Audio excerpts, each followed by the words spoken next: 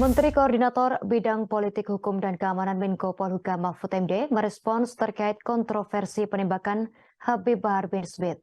Mahfud MD meminta agar kasus penembakan Habib Bahar bin Smith atau HBS diproses terlebih dulu oleh kepolisian. Ia mengaku belum bisa berkomentar banyak terkait hal tersebut. Mahfud MD mengaku belum menerima laporan detail terkait kasus itu. Dengan begitu belum dipastikan seperti apa luka tembak yang dialami HBS. Mahfud MD pun meminta agar bersabar menunggu pihak polisi yang sedang menyelidiki sejumlah saksi mengenai kejadian penembakan tersebut. Polisi juga masih melakukan pendalaman atas laporan penembakan Habib Bahar bin Smith di sekitar Pusdiklat Dishub Kecamatan Kemang, Kabupaten Bogor pada Jumat 12 Mei 2023 malam. Saat ini, hasil visum dari HBS pun belum keluar. Alat bukti dan keterangan saksi masih terus dikumpulkan oleh pihak kepolisian.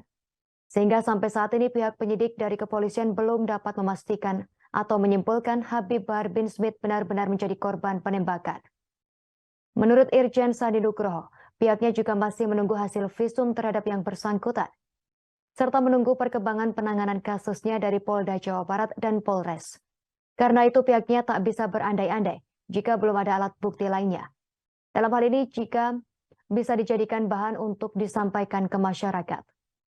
Berdasarkan laporan yang diterima, penembakan terjadi di sekitaran Pusat Pendidikan dan Pelatihan Pusdiklat Dinas Perhubungan Dishub di Kecamatan Kemang, Kabupaten Bogor.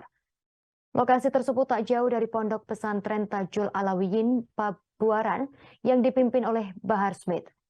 Sementara itu, Kepala Kepolisian Resor Bogor AKBP Iman Imanuddin menjelaskan pihaknya sudah menerima laporan dugaan penembakan terhadap Bahar bin Smith pada Jumat.